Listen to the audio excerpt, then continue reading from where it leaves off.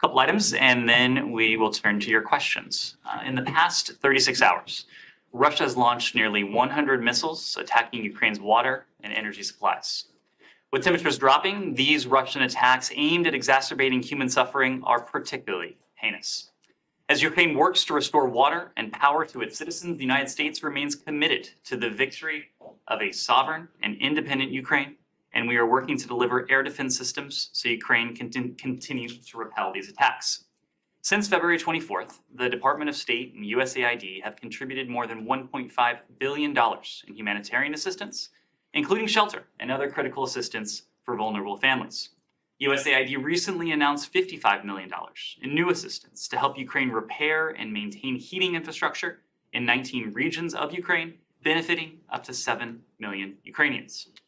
They are also providing more than 1,600 generators, water purification systems, and other measures to help keep Ukraine warm. The United States also continues to provide blankets and other winter-specific household items and is providing hundreds of millions of dollars towards shelter, food, water, sanitation, and hygiene assistance. For all who also wish to show that they stand strong with Ukraine by helping meet the humanitarian needs of its brave people, you can go to GoFundMe's Ukraine Humanitarian Fund page, established in partnership with the State Department to help the people of Ukraine. And finally, today we announced that the Department of State has awarded $47.6 million to Tetra Tech Incorporated of Pasadena, California, to provide urgent humanitarian demining assistance to Ukraine in the face of Russia's brutal war of aggression. This project forms part of the $91.5 million in demining assistance we announced in August. Under the terms of this project, Tetra Tech will strengthen the government of Ukraine's capacity to locate and remove landmines, unexploded abandoned ordnance, improvised explosive devices, and other explosive hazards from civilian areas. Tetra Tech will train the government of Ukraine's demining and EOD teams to international standards and provide them with the tools necessary to do their jobs. The project also supports deploying additional clearance teams and explosive ordnance risk education teams through the local non-governmental organization Ukrainian Deminers Association. With that, I will turn to your questions. Matt. Great. I have a question about Iran, but it can wait until we get to, I'm sure people have things they want to ask of Iran questions. Sure. This is not hugely urgent. So. Okay. Do you want to start in Ukraine? Happy to start wherever you all would like to start. Go ahead. Well, mine is Iran arming Russia. Is that Iran or Ukraine? It's all three. No, mine is purely Iran. I will let you guys sort this out. Okay, Sean, you go first then. Well, I'm sure we'll get to Iran as well, but can I just ask you about the latest on the Ukraine initiative? According to the UN, there's been there's actually a situation where there will be further shipments in the coming days, as far as I understand it. How concerned are you about the situation now? What do you see with the Turkish diplomacy? Do you see any hope there? Has the United States tried anything to resolve this? Well, unfortunately, that's our understanding as well. We've seen reports that Ukraine, Turkey, and the UN have agreed not to plan for any movements of ship under the Black Sea Grain Initiative starting tomorrow. We, of course, regret deeply Russia's decision to suspend its participation in the Black Sea Grain Initiative, and we so deeply regret it because this is an initiative that has helped the world. It has been critical to get aid to the world's neediest people, and Russia alone is now directly standing in the way of that. Martin Griffiths, the top humanitarian official at the UN yesterday, gave a briefing to the Security Council, and he made the point that each fraction of a percentage of increase in the price of food pushes someone somewhere around the world over the line into extreme poverty. To be clear, every ounce of food delivered through this grain initiative, and as of yesterday, it had been nearly 10 million metric tons so far. Hopefully, those shipments will resume. But every single ounce of food helps food get to people around the world. And I say that because beyond the mere fact of the deliveries themselves, the viability of this calms markets. It mitigates against price spikes. And unfortunately, since Russia's announcement over the weekend and its bellicose rhetoric, we've seen the opposite. Its announcement, its threats has caused shippers and insurers to charge higher rates or to think twice about making these voyages. So Russia's choice, as we discussed yesterday, has had an immediate impact on global food prices. But to put a finer point on it, it has had an immediate impact on the lives and livelihoods of people around the world, an impact that will only be compounded for as long as this initiative remains dormant. When we talk about the vitality of this initiative, we made the point yesterday that the vast majority of the nearly 10 million metric tons that has been delivered under it has gone to the developing world. A large share of that, about a fifth of it, going to the world's least developed countries. The World Food Program sources half of its wheat from Ukraine in a typical year, underscoring the importance of this initiative to providing for the world's poor. And I made this point yesterday, but any act, any statement, any decision by the Kremlin to disrupt this initiative is essentially a statement that Moscow doesn't care. Moscow doesn't care if the world goes hungry. Moscow doesn't care if people starve. Moscow doesn't care if the world's food insecurity crisis is compounded. We could talk quite a bit about what the initiative has already delivered, and I've already made a couple of those points today. There are ships, suffice to say, there are ships in Black Sea ports that are loaded, that are ready to go. There is one chartered by the World Food Program loaded with 30,000 metric tons of wheat for the emergency response in the Horn of Africa. There are dozens of other ships that would be in a position to set sail in the coming days if only Russia would not stand in the way. So this is an urgent challenge. It is a challenge that we know that the UN Secretary General is engaged on intensively, has been engaged on intensively ever since Moscow's announcement over the weekend. He's working very closely with Turkey, with Ukraine, ultimately doing everything that the UN can as the institution that originally brokered this initiative to see this deeply regrettable decision by Moscow reversed. Individuals here in this building have been in close touch with their counterparts in these countries and these institutions to do what we can to support that diplomacy. We stand ready to do whatever it is that the UN and Secretary General Guterres deems useful for us to do. But right now we are supporting his efforts, supporting his diplomacy, and lamenting, as is the rest of the world, the dire implications and costs of Moscow's decision. Just pursuing that a little bit. I mean, you mentioned the Turkish and UN efforts. I mean, you discussed this yesterday, Russia's demands on it, but is the United States open to the possibility, I know you're not directly negotiating this, but are you open to the possibility of changing this around? Could there be changes made in the Green Sea Initiative to make it more palatable to the Russians, or is this basically just a matter of renewing it as is? Well, the initiative was working. The initiative was working at the time of Russia's decision to suspend its cooperation. And we know it was working because of the metrics. I've already spoken to the more than 9.5 million metric tons that were delivered, some 400 separate voyages that had left Ukraine's Black Sea ports since this initiative went into effect. Food prices around the world declined while this was in effect. So this was not broken to begin with, but unfortunately, Moscow appears to be trying to break it. It is our goal to see this initiative, that is to say, the ability of ships to leave Ukrainian ports, to enter Ukrainian ports, to see that resume. We are not going to be, of course, prescriptive to the Secretary General. It was his good offices and his efforts that ultimately negotiated this initiative in the first place. We have confidence in his efforts. We are supporting his efforts and will support them in whatever way we can. Andrea. Let me ask you about some reporting that we have, 3 officials, US and Western government officials, saying that Iran is preparing to send short-range ballistic missiles to Russia, part of a tranche of weapons including weaponized drones that are supposed to be sent by the end of the year. So this is not sent already, but preparing to deliver, if you have anything on that. And to us, Iran has not commented when we went to the UN mission.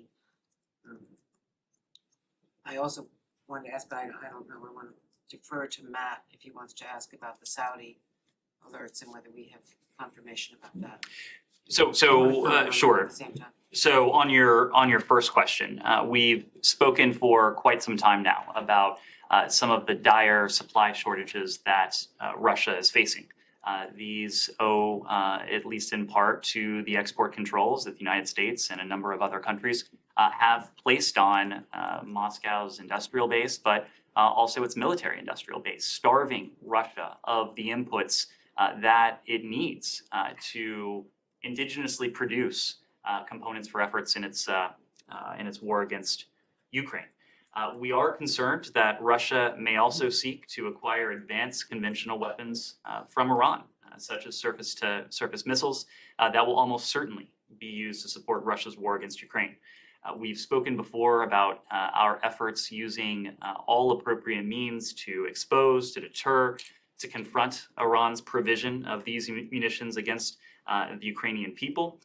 We will continue to vigorously enforce all U.S. sanctions on both the Russian and Iranian arms trade to make it harder for Iran to sell these weapons to Russia, to help the Ukrainians have what they need to defend against these threats. And we'll stand up with our partners throughout the Middle East and against the Iranian threat that many of them also face. To put a finer point on it, anyone doing business with Iran that could have any links to its UAV or ballistic missile development or the flow of arms from Iran to Russia should be very careful. They should do their due diligence. We will not hesitate to use our sanctions. We will not hesitate to use any appropriate and effective tool. This goes back to what we had been saying since July. It was over the summer that the National Security Advisor first went out to the White House podium to make the point that Iran at that time was planning to sell UAVs to Russia for use against Ukraine. We have since confirmed the delivery of dozens of these UAVs from Iran to Russia that have been employed by Russians against the innocent people of Ukraine. So whether the source is Iran, whether the source is indigenously produced Russian weapons and munitions, whether Russia continues its engagement with the DPRK, for example, that I think showcases the necessity of going well beyond what would otherwise be its comfort zone to source weapons and material for this war effort. We will use every appropriate tool to confront, to expose that. Before you move on to the issue of the Saudi threat, they received, as you just acknowledged, the UAVs. So why should people be careful? What have we done to stop this weapons supply? So we've done a couple things. First, we have taken aim at Iran's UAV proliferation networks over the course of months now. It was last year that we first issued a round of sanctions against those who have supported the proliferation of Iranian UAV technology. It was in September, after we began warning of Iran's intent to provide UAV technology to Russia, that we sanctioned a separate group of entities for their involvement in this proliferation of Iranian UAV technology to Russia specifically. We are always looking at targets that may be appropriate for this sort of response, sanctions, other financial measures. We are working closely with the UN. Of course, we've already made the point that the provision of these particular UAVs are a violation of UN Security Council Resolution 2231. The United States has provided information to the 2231 committee. The Security Council received an expert briefing on Iran's UAV technology, its proliferation of this UAV technology. We will continue to provide the UN with relevant information to support their own efforts to hold Iran to account. But suffice to say, we are going to use every relevant and appropriate tool in our toolkit to expose, to confront, to counter this type of activity. And the Saudi threat? Just to follow up on that really quickly. Sure. You talk about confronting and exposing these shipments or these planned shipments. Can you prevent them from actually going from Iran to Russia with the actions that you laid out are in your toolkit? We can certainly counter them. And that's our intention. Again, we are going to use every tool. And leaving aside this particular issue of UAV technology, I think you've seen us use a variety of tools when it comes to countering Iran's malign influence in the region. We've used sanctions. We've used a number of authorities against Iranian threat networks. We have, the U.S. military has engaged in interdictions, including weapons flowing to its proxies in Yemen, for example. We've used a number of tools and authorities, some of which we're in a position to speak to. Sometimes we're not in a position to speak to it, but we have every intention and we will use every relevant tool to counter this. Would you consider interdictions here? Again, that's not something I'm going to go into from here. We will look at all of our options. We will do what we deem in close coordination with our partners to be most effective to countering this threat. Ned, on the unmanned vehicles, isn't there a bit of exaggeration in Iran's ability to produce these things in mass and send it to a country like Russia? Iran, that has been under the strictest of sanctions and so on, its ability to produce these things in enough numbers to give Russia, that has been a pioneer in rocketry and missiles and so on, much bigger country, definitely under less sanctions and so on. Isn't there, some sort of exaggeration in this equation? Saeed, you should ask people of Ukraine whether the threat is exaggerated. I think we've all seen and we've heard from our Ukrainian partners of the brutal assault that they are undergoing, and they've provided evidence, including in some cases for the world to see, that some of the wreckage, some of the damage, some of the destruction, some of the lives lost have come as a consequence of this Iranian UAV technology. That's not to say these need to be or necessarily are sophisticated pieces of technology. These can be, and by most accounts, are not terribly sophisticated, but yet we've seen the havoc that they're in a position to inflict on the people of Ukraine. So you're right that Russia, prior to February 24th, was in a position to develop sophisticated weaponry and technology for use on the battlefield. I think that position has been significantly degraded, and it's been significantly degraded because of the actions that the United States and our partners and allies have taken. Yes, in terms of the sanctions and other economic measures, but also because of the export controls, because of the systematic way that we've been able to deprive and to starve Russia of the inputs that it would otherwise need for some of the technology, the chips, the sensors, the core components for UAV technology, for ballistic missile technology, for other key pieces of equipment that in the early days of the war, they had in much larger supply. The Russians, by many accounts, are really wearing thin when it comes to some of those inputs that it needs to prosecute its war in Ukraine.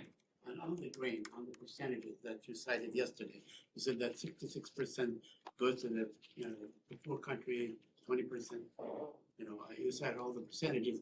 Today, the Russian president disputed that. He said that 43% of the grain goes to Turkey, 35% goes to the European Union, only 5% goes to poor country. Is there who can, with credibility, I'm not saying that what you're saying is not credible, but is there like a watchdog or a committee that can see exactly what percentages of this grain goes where? So I want to be very clear. Those were not our figures. Those were not figures from the United States. Those were figures from the UN. And I don't know that there's going to be a more credible source of information on this. the UN that brought together this initiative, that helped to set it in motion in the first place, that's been helping to administer it. The UN numbers were that 66%, or 2/3, of this wheat going to developing countries. The UN reports that 19% going to the world's least developed countries. Is it your view that the shipments that you fear Iran is going to be making, not of the UAVs, because I already know what you think about those, but of the other advanced conventional weapons, are a violation of 2231 or any other Security Council resolution? So 2231 very clearly lays out the parameters that are would be forbidden under it. And again, without being able to go into specifics at this point, because we are warning of the potential for this to happen. It's not something I could speculate on, but we will, if this does come to pass, we of course will take a close look at the type of equipment, at the range of that equipment, of other relevant details, to see if these are violations under 2231. 2231 or not, Iran's provision of lethal supplies, technology, equipment to Russia is something we are going to, with the support of partners and allies around the world, to counter using every relevant tool. Okay, that's fine, but their provision of this stuff is not necessarily illegal or a violation of international law, is it? Especially if they're short range.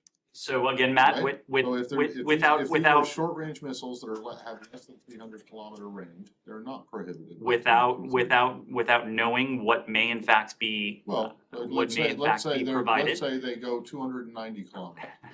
Is that a violation? But Matt, I'm not going to engage you as you just make up hypothetical facts. Let's engage. You're the one who's coming up here and saying that you fear that they're going to send advanced conventional weapons, right, including short-range ballistic missiles, which are presumably ballistic missiles that are less than 300-kilometer range. And I want to know. And to remind you of the historical record, we warned in July of what at the time was information we had that Iran planned to supply UAVs to Russia. There was some skepticism of that at the time. Unfortunately, our information was not inaccurate. Unfortunately, that came to pass. I'm not skeptical of your claim that they intend to ship those. I want to know that if they do you think that there would be a violation of 2231? And that's just not an answer I can provide right now, because we don't know precisely what these would be, and this is something that we'd have to take a close look at with the parameters of 2231 in mind. So in fact, not all lethal equipment that Iran might provide to Russia is a violation of 2231 or anything else. It doesn't need to be a violation of 2231 for Iran to face consequences. For the United States and our partners and allies to take concerted action to deter and ultimately to counter this activity. Which allowed the conventional arms embargo to expire, right? I mean, you could argue whether when the Trump administration had invoked snapback, whether it actually meant anything, but you guys actually went out and reversed it. So the conventional arms embargo doesn't exist anymore, correct? 2231? There are certain provisions of 2231 that are no longer in effect. That does not mean that we don't have tools at our disposal, including our own national authorities that we will not hesitate to use. Why not go back? Why not revisit SNAP? Because the United States is no longer a participant in the deal.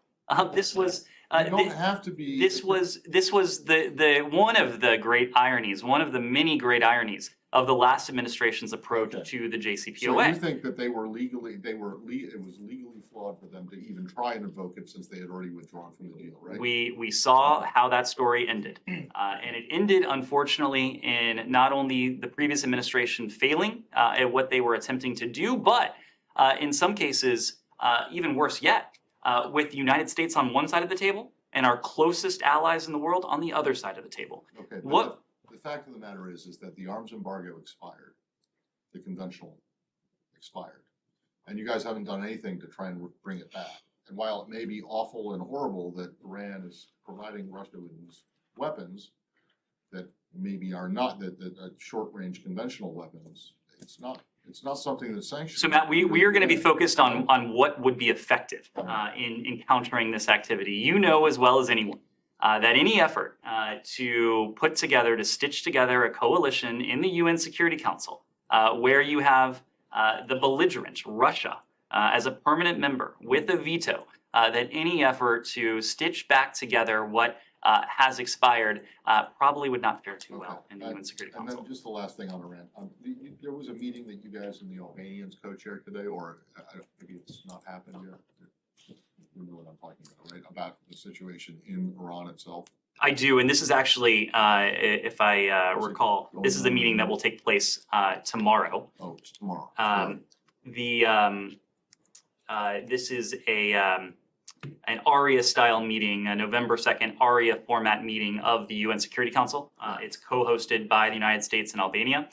It will highlight the ongoing repression of women and girls, members of ethnic and religious minorities in Iran. It will identify opportunities to promote credible, international, independent investigations into the Iranian government's human rights violations.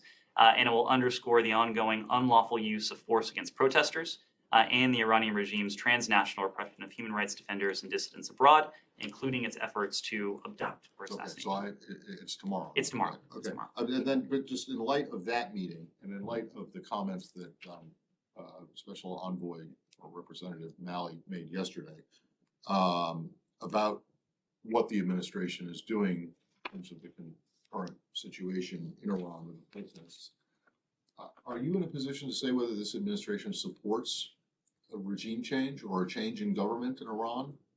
Matt, this answer applies all over the world. It is not up to the United States to determine which government is in power in any particular country. That applies to Iran. This is a decision for the people of Iran. Okay, but you do support the protesters.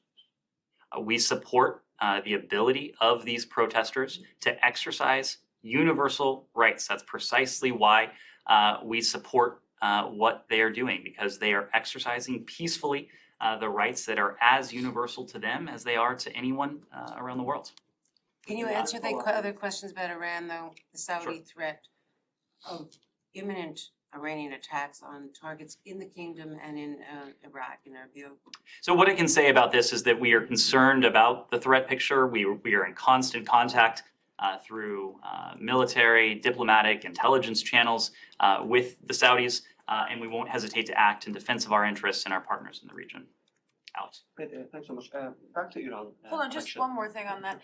If there is an actual threat and it is imminent, as this report cited, wouldn't the department have to warn U.S. citizens in the region of that threat? Has it not gotten to that level? Can you just describe to us where you guys are on that? Right, so I can't speak to what we haven't done, but you are correct that if we do have information that is precise, that is credible, that could potentially pose a threat to the American citizen community, of course, we will follow all obligations under that policy. Well, can you speak to what you have done?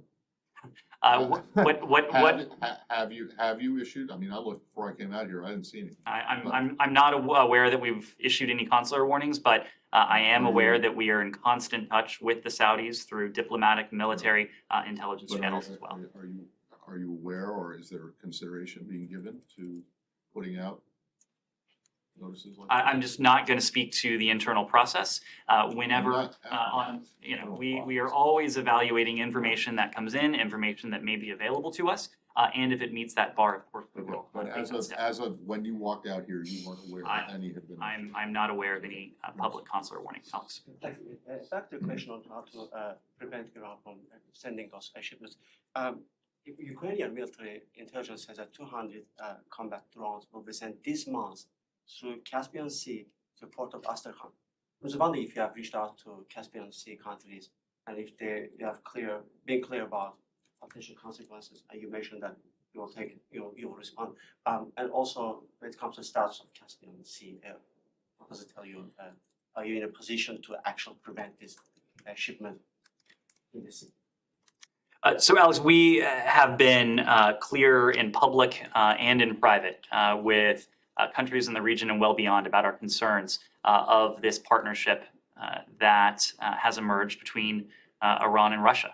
This was a partnership that has existed, but clearly the Iranian regime is taking steps to deepen that partnership. Clearly, Russia is in pretty dire straits now, certainly more desperate for partners that it otherwise may not have pursued. Iran would fall in that category. The DPRK would fall in that category. Non-traditional, let's say, security partners whose assistance it is requesting or needing because of the steps that the international community has taken. We have made very clear the costs and consequences that we're prepared to impose on any country that provides security assistance to Russia's brutal assault of Ukraine. We've made very clear that we're prepared to provide and to impose costs and consequences on any entity that systematically assists Russia evade U.S. or international sanctions. That applies everywhere. I think it is fair to say that countries you've referenced have been partners in standing up against and countering and speaking out against Russia's aggression against Ukraine. We've been gratified to see the approach that countries around the world, including in the Caspian region, have taken. And on Iran's objectives, this morning the White House made a case that Iran is killing Ukrainian citizens, which is actually an interesting angle to approach this topic, because there have been questions about Saudi Arabia, other countries. Traditionally, Iran has conflicts with them, but Ukraine, I mean, they have been cooperating until recently. My question is, what is your assessment on why Iran is doing it? What are we facing with? Is it a coalition of terrorist countries? I mean, I don't want to remind you of the fact that except for Cuba, all of the countries in SST list have been lined up to help Russia. So what are we facing right now in this case? So I wouldn't want to offer that sort of analysis from here. I think the one relevant and interesting data point, of course, is that Iran continues to lie about this. Iran continues to deny reports that are increasingly unmistakable that Iran is providing this type of assistance to Russia. And that fact suggests that this is not something that Iran is necessarily proud of, but that Iran is undertaking this activity for reasons that they would have to explain, whether the motive is strategic, whether the motive is financial, whether the motive is geopolitical, whether it's a mix of all of those things. That would have to be something Iran would need to explain. But of course, Iran has continued to obfuscate and to lie. Yes. Thank you. On China, John Kirby just confirmed that the U.S. China are still trying to arrange the two-leader summit on a staff level. How is this building involved in this preparation, and has Secretary Blinken and Wang Yi talked about it in their phone call yesterday? In their phone call on Sunday evening, they did speak about the imperative of maintaining open lines of communication. And more broadly, they spoke about the imperative of responsibly managing this relationship that is perhaps without question the world's most consequential bilateral relationship. We've made clear that we want to do that at all levels, up to and including the leader level. Coming out of their last engagement, President Biden and President Xi did commit to have their teams continue speaking about the possibility of an encounter between the two presidents in the coming weeks. It is fair to say that this is something that has been discussed through State Department, through diplomatic channels as well. I wouldn't want to go further than that as it pertains to the Secretary's call with Foreign Minister Wang Yi on Sunday. After the phone call, Chinese side said in their readout, and also Chinese Ambassador Qin Gang yesterday tweeted that the U.S. should read carefully the report to 20th CPC National Congress. How have you studied the report, and what is your take on it in terms of China's foreign policy? So I did see that tweet from the ambassador. The point we've made, and of course there are individuals in this building who are focused on the bilateral relationship, people in Beijing, of course, who are posted there to help manage this bilateral relationship, who are familiar with the proceedings and the results of the Communist Party Congress. But our point is that the Party Congress doesn't change our approach to the PRC. We said before the Communist Party Congress that, in our view, the PRC represents the greatest geopolitical challenge we face, precisely because it's the only competitor with the intent and increasingly the capability to remake the international order. And as we've seen over the course of months and years now, the PRC increasingly has the intent to do so. So our strategy, as Secretary Blinken outlined in May when he offered about 40 minutes of substantive remarks on our approach to the PRC, focuses on, at its core, competing with the PRC where our interests and values differ, and cooperating with Beijing where they align. That was true before the CPC. That is true now after the CPC. Yes. On North Korea, following the joint military exercise of United States and Japan, North Korea said it was very provocative and it might take more powerful follow-up measures if it keep on going. So how do you respond to this allegation? And also, have you seen any indication from North Korea to conduct next nuclear test, nuclear weapon test? So in the first part of your question, unfortunately, this seems to be the DPRK reaching for another pretext for provocations it has already undertaken, potentially for provocations that it might be planning to take in the coming days or coming weeks. The DPRK knows full well that the military exercises that we conduct are purely defensive in nature, and they do nothing more than support the security of our allies in the region, in this case, the ROK. We have made very clear in our messages, private messages to the DPRK, but also in our public messaging that we harbor no hostile intent towards the DPRK. We, at the same time, are committed to the security of the ROK and our Japanese allies as well, and to our combined defense posture in accordance with our ironclad system of alliances. I would need to refer you to DoD for any additional detail on these defensive military exercises, but unfortunately this appears to be nothing more than another pretext on the part of the DPRK. When it comes to the potential for a nuclear test, this is something that we, our Japanese allies, our South Korean allies, have been concerned about for some time. We've spoken in some detail about a number of steps that the DPRK appears to have taken in finalizing in important ways the steps that would need to be in place were it to conduct another seventh nuclear test. Our message has been a very simple one. There would be profound costs and profound consequences if the DPRK were to take this dangerous, destabilizing step in contravention of not only UN Security Council resolutions, but what it is hearing very clearly from countries around the world. Said. Thank you. Very quick question on the Palestinian issue. 20 congressmen, House Democrats, sent a letter to Secretary Anthony Blinken last Thursday asking that Israel be excluded from the visa waiver program. First, can you acknowledge receiving that letter by the Secretary? And the second, what is the status of this visa waiver issue?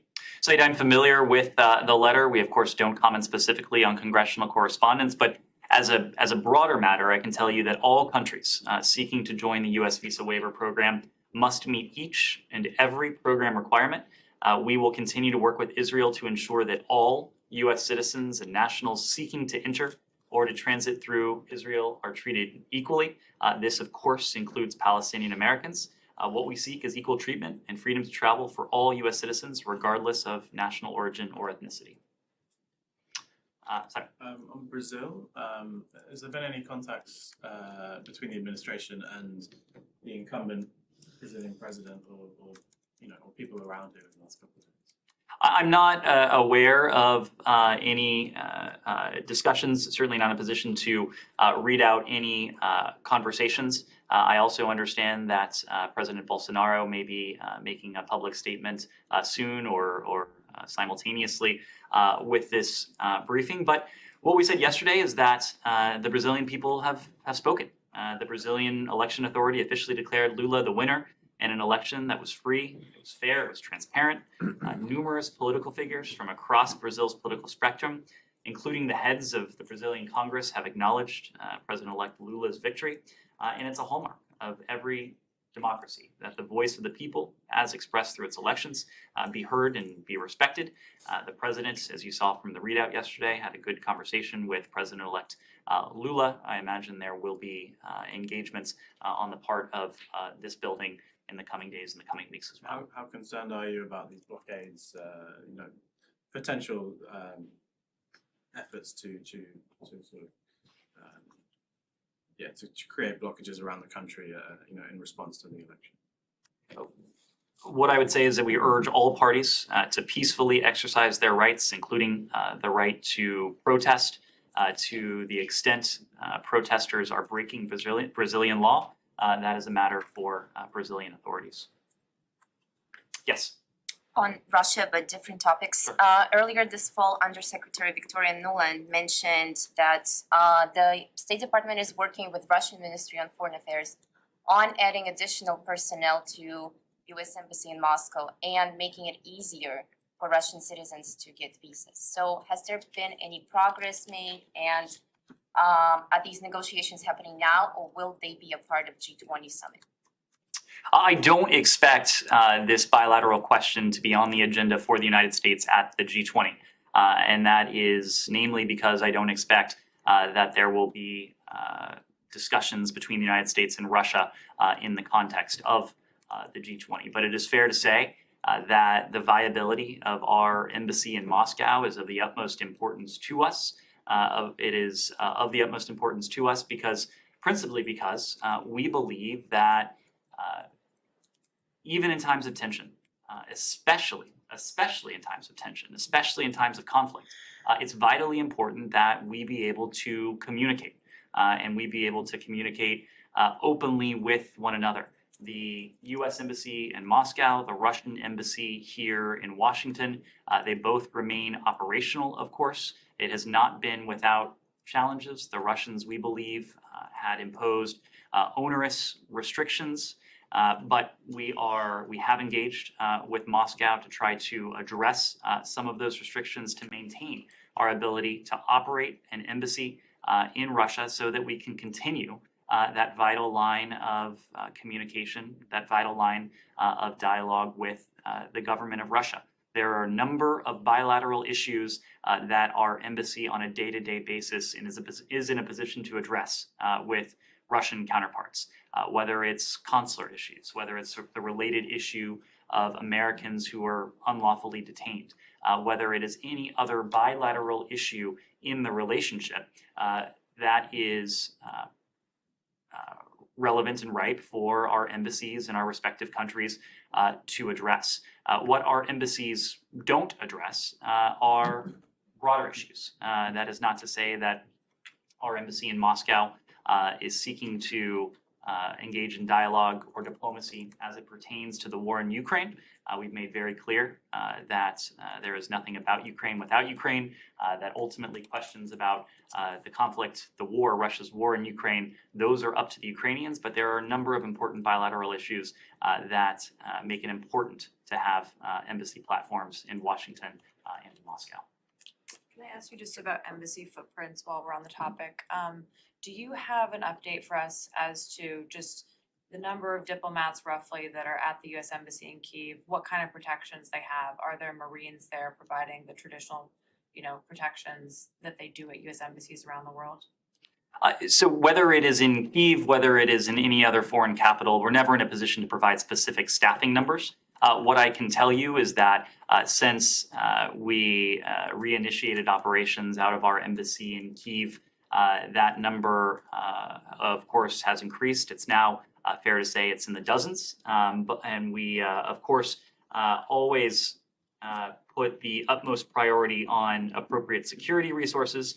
Those resources that are needed at posts around the world are determined by security professionals to complement the requirements of the host nation as detailed in the Vienna Convention on Diplomatic Relations. We can confirm there's a Marine Security Guard detachment in Kyiv working with the Diplomatic Security Service to assist with embassy security duties consistent with those performed by Marines at embassies around the world. And just when you say dozens, you mean dozens of diplomats. It doesn't include the extended security footprint, right? I wouldn't go any further than that. I would say that there are dozens of American personnel there. Of course, it stands to reason that security, of course, is top of mind in a place like Kyiv, but I wouldn't want to break it down. Do you have any update on the talks in the Ethiopia talks in South Africa? I'm really not in a position to provide much of an update today. What I can say is that Special Envoy Mike Hammer does remain in South Africa. We will allow the AU to speak to the current state of those discussions. They were ongoing today. We've stated this repeatedly, but we support the AU-led talks to try to advance peace in Ethiopia. The people of Ethiopia have suffered for far too long. It's precisely why Mike Hammer continues to participate as an observer and will remain in Pretoria until the talks conclude. Beyond that, we'd refer you to the AU for any further updates. Completely different topic. Tokyo has begun issuing recognition of same-sex partnerships. I know that the Deputy Secretary was there recently. Is there any general comment that the U.S. has?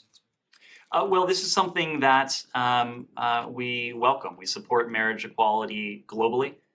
We believe deeply that all human beings should be treated with respect and dignity, should be able to live without fear, no matter who they are, no matter whom they love. And as part of our work to combat violence and discrimination around the world, we advocate with partners around the world when it comes to marriage equality, civil unions, other forms of legal recognition of same-sex relationships in contexts where the local LGBTQI+ movement has identified this as a priority in their fight for their recognition of human rights. We always do this in partnership with civil society in any given country. We take something of a Hippocratic oath. We certainly want to help promote and to advance human rights around the world. That includes the rights of LGBTQI+ individuals. At the same time, we seek to always uphold the principle that we should always do no harm. Can I ask on Syria? Quick question.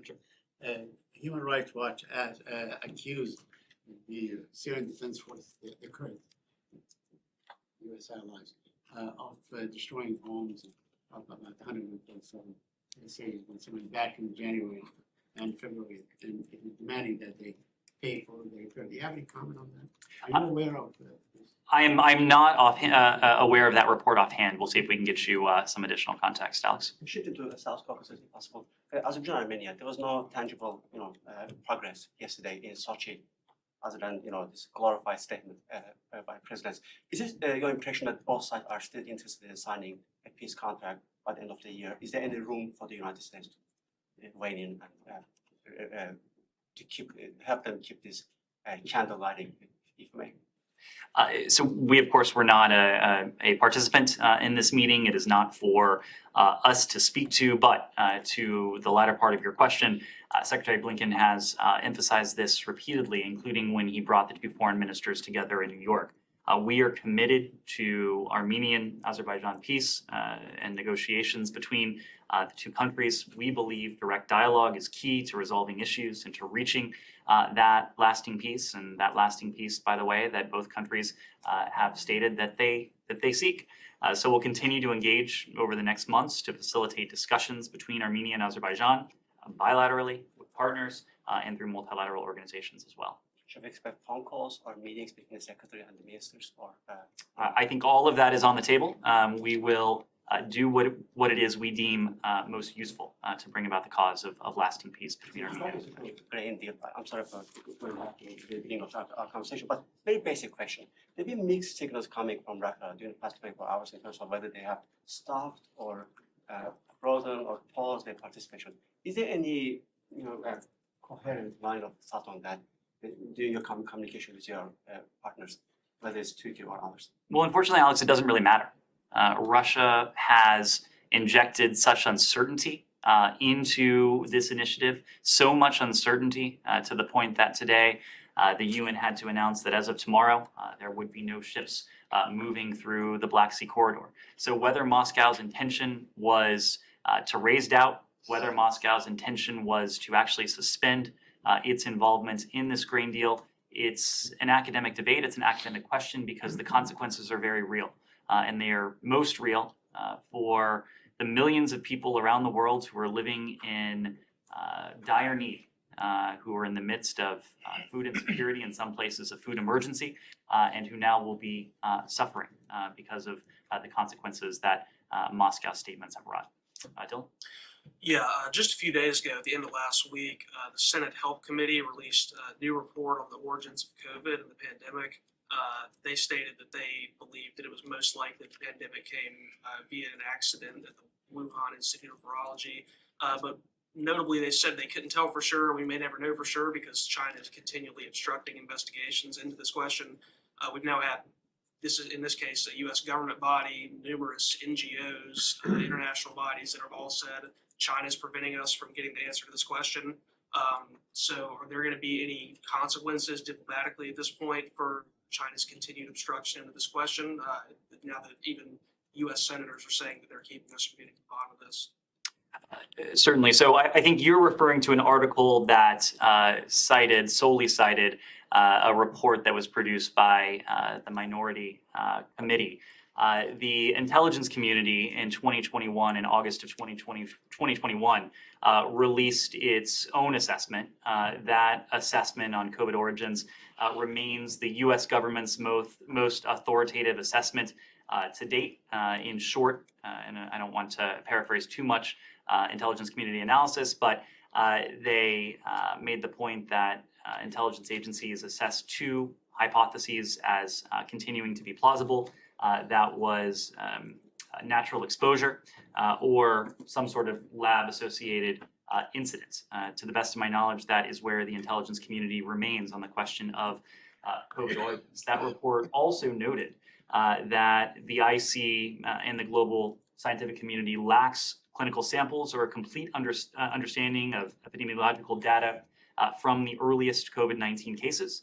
It went on to say that if we were to obtain information on the earliest cases that identified a location of interest or occupational exposure, it may alter the evaluation of hypotheses. So it is certainly true that cooperation from the PRC would help the world to understand the ultimate origins of COVID. This goes beyond the question of accountability.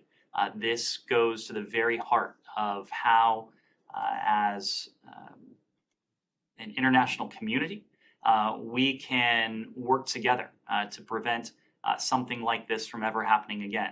Only by fully understanding what happened in the case of the origins of COVID can we make sure that we are most effectively prepared to handle the next outbreak, epidemic, or God forbid, pandemic. So certainly we believe that global health is one of those areas where we do have intersecting interests with the PRC. Their cooperation in global health would be a boon not to the United States, but to the broader international community. It's something we continue to seek. Right, but it's clear that they have at this point, not much intention of cooperating on that issue. So is there, I mean, we could all imagine if there was suspicion that a global pandemic that killed millions of people originated in, let's say, Cleveland, Ohio, that all of the U.S. Adversaries and competitors, if the U.S. was obstructing investigation into what happened there, they would be pressuring and ratcheting up tensions to try to get the U.S. to cooperate. Is that not happening in this case? Well, the PRC, like countries around the world, but certainly the PRC, given the restrictive measures, the so-called COVID zero approach that they've taken, they're paying a steep cost. They're paying a steep price that has resulted from the COVID epidemic. It's in everyone's interest, it's including in the interest of the PRC, that they work with the international community, lend a degree of transparency to the international investigations into COVID origins, so that neither they nor we nor any country around the world should have to pay this kind of steep cost again. Yes, I see a hand. Sure. Is it possible for the world to get together and pressure in a kind of coordinated manner Russia to break that blockade? And if so, what is the urgency or the timeline of something like that that would come together? And what's the scope of the effort? I mean, it seems like it would be just a tremendous effort. Well, the world did come together, or much of the world did come together in the weeks leading up to the UN's ability to broker this agreement. We heard from dozens of countries around the world lending their support for this sort of initiative, the mechanics of which were ultimately worked out by the UN Secretary General, Turkey, Ukraine, and agreed to by Russia as well. There will be an opportunity in the coming weeks for part of the world, a chunk of the world's largest economies to come together. The G20, the world's 20 largest economies, will be gathered later this month now in Indonesia, in Bali. It was at a ministerial level meeting of the G20 in Bali in August, where Foreign Minister Lavrov himself heard directly from most of his counterparts who were gathered in that room, heard a good deal of heat, a good deal of condemnation, ultimately causing him not to return for the afternoon session. It was not too long after that Russia ultimately agreed to the Black Sea Grain Initiative. So we have the utmost confidence that if this initiative is not restored, Russia will be feeling, once again, global opprobrium. They will be feeling international condemnation. And ultimately, that pressure, we hope, will be effective in helping to reverse this very regrettable decision. Do you think Secretary Blinken, does he plan to bring this up at the G7 ministers meeting? I have no doubt that food security will be high on the agenda at the G7 foreign ministers meeting. There is at least one session where food security will be a prominent topic of discussion. So yes, you will hear from not only him, but I would imagine several other ministers as well. Simon. Just to follow up on that, is there anything that, obviously one of the concerns Russia has said is the reason for doing this is their concerns over fertilizers and the impact of sanctions. Obviously, you'd say these are unintended consequences, or would challenge the existence of any sanctions that are impacting fertilizers. But it seems to be the case that there are some impacts on fertilizers exports done by the international US-led sanctions regime against Russia. So is there, as well as you're talking about international pressure on the Russians to come back into the deal, is there anything that you could do? Are you willing to take any action that might help the Russians to see their way back into this deal? So Simon, we've heard any number of pretexts that the Russians will point to when they call into question the viability of this initiative, or as they have done most recently, suspend the ability of this initiative to move forward. Over the weekend, it was the ridiculous pretext that an attack against a Russian vessel originated from a ship carrying wheat. That, of course, was entirely false. We've heard these arguments before about Russia's stated inability to export food or fertilizer, be it ammonia or any other product. We have sought to be very, very clear about this. Our commitment to getting food and fertilizer to world markets, there is no ambiguity there. We have always excluded Russian food and fertilizer from our sanctions. We've taken extra measures to clarify our rules for traders and to help Global South countries navigate the rules if they choose to purchase food from Russia. Over the summer, in July, Treasury issued a revised General License 6B, along with a specific fact sheet that made clear the exemptions, the humanitarian exemptions for food and fertilizer. We shared these documents with our posts worldwide. We asked posts to convey these messages to the host government and to the private sector as well. We have provided other public information detailing our approach to protecting food security in the context of Russia's war.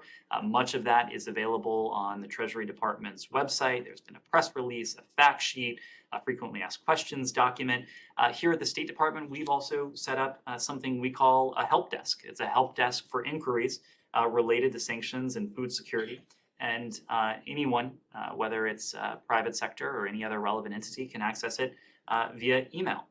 We've also engaged banks, chambers of commerce, governments to clarify our sanctions as they relate to food security.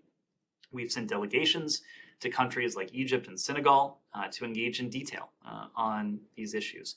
And I think beyond what you hear from us, the latest data actually prove the point. Russia's exports of wheat and fertilizer appear to be entirely in line with its pattern since 2012. So despite Moscow's statements, we're not actually seeing any disruption in Russia's ability to send food to market. Unfortunately, what Russia seems to be doing is to be disrupting, and now is disrupting, the ability of this food to go to market from Ukraine's Black Sea ports. Russia and Ukraine together are the world's breadbasket. If you remove Ukraine from the equation, the simple fact is that prices will rise, and unfortunately, people will suffer and die.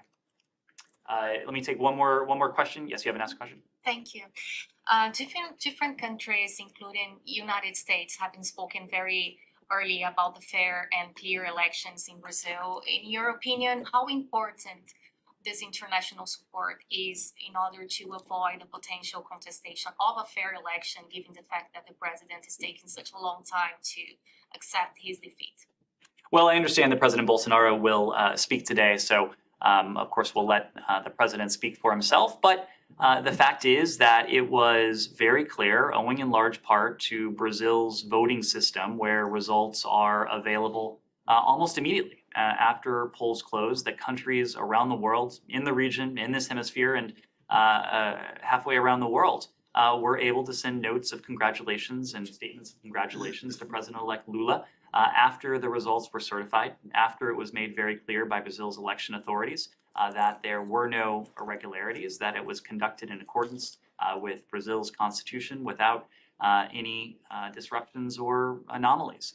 That is the signal that the United States waits for when it comes to issuing messages of congratulations in the aftermath of any election. It was a message that emanated early from Brasilia, again, because of the technology and the systems that are in place in Brazil. Many countries apparently adopt a similar benchmark for issuing their own messages. I think countries around the world recognized this election as Brazil and the Brazilian people once again demonstrating the vitality, the viability of their democracy that in many ways is a model for the hemisphere.